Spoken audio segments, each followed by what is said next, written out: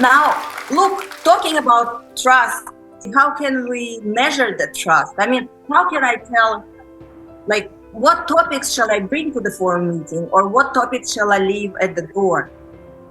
What challenges or what opportunities can I discuss at forum, and what challenges should be, left outside to discuss at the coffee break? How can we figure it out?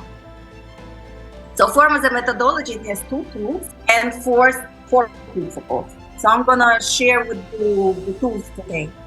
But before I do that, I would like to ask to stand those people who have daughters in the room. Can I see?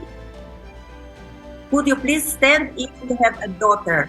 I'm sharing a story with you. Beautiful, I see you now. Hi, hello. I'm sitting here with you as the mother of 6 daughters. For those who do not have a daughter, I'm going to share my personal story. One of the most important forum tools. What is it about? As I mentioned before, in our life, by our age, like, we have created let's say circles, right, of people with whom we discuss and live, 90% of experiences and emotions that happen with us on a daily basis. I mean, about kids, we will go and talk to our families, right? About businesses, we will go and talk with our partners or our employees or consultants. If my knee hurts, I will go to the doctor. If my soul hurts, like my case, I will go to the rabbi. Somebody will go to the therapist, right? We do not need forum for that. But in our everyday life, there's also 5% best.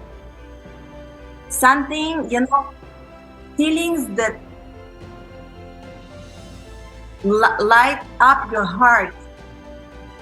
Very, very important and very, very personal feelings that you are not ready to share with large amount of people. Can I see a hand in the audience if you have ever had the moment in your life where you felt connection to God? Can I see a hand in the audience? Yeah, I'm here raising my hand with you.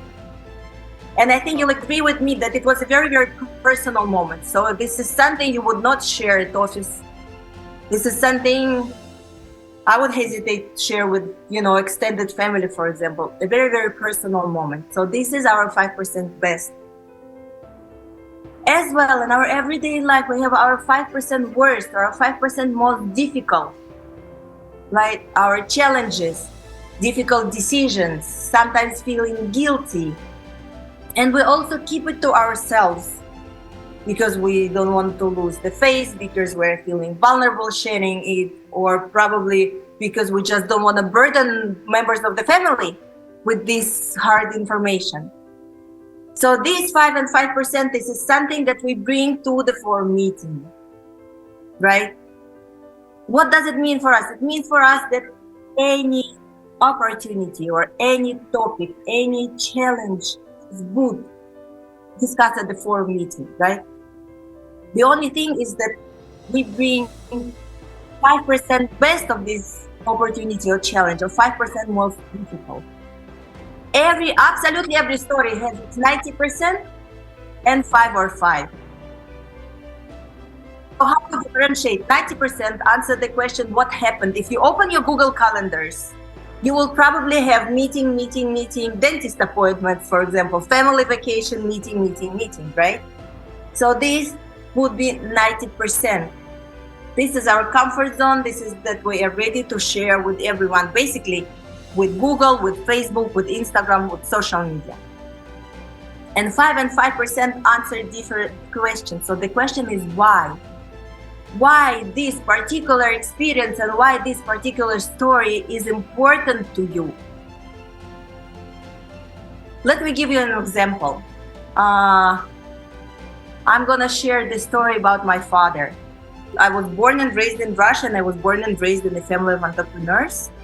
And my father, we had this perestroika time, right? Where every decent entrepreneur has to have a mafia roof. So my father was one of these guys. I was raised with bodyguards. So he spent 20 years working with bodyguards. He survived 2 assassination attempts, my father. He's now 70 years old. He's, thanks God, healthy. He keeps doing his business. We live in different cities. So one day he came to visit me. And this was my what? My 90%, like my paper headline, right? Newspaper headline was my father came to visit. So I made a selfie. I posted it on Facebook. So because, well, I said, Dad, I'm proud to be your daughter. My office knew, Facebook knew, basically, and all the family knew, right? So this is my what, 90% what happened. Now I'm sharing my 5% with you. So here I have my father sitting in the living room. And I mentioned that I have six daughters, right? So all of them are just around him. So someone is hugging him from the back. Somebody is sitting on his knee. And I have this monologue inside of me. I think, like, when was the last time I was sitting on my father's knee? I'm 43 years old, so this has probably been like more than 25 years ago, right? I say, well, then I think, well, it would be really nice to sit on his knee, but who does it at this age, right? No one. So, and then I dared to ask, I said, hey, David, can I sit on your knee just for 30 seconds? And he said, come on, okay, sit. And these 30 seconds on my father's knee, in being a grown-up person, felt like 30 seconds of deep, unconditional love and protection. And they were very, very, very precious to me. Wow. That's I think this is the guy I'm talking to you about. This is my father. So then this is our photo of the day when he came to visit me, right? So sitting on his knee. I brought this story to my forum because this story has a continuation. So the 90% was that he came to visit me, right? The what? The 5% was my why. That it was a very, very precious experience to sit on your father's knee at 43 years old. So I brought this story to my forum. And in my forum, there was a member who has a 35 years old daughter.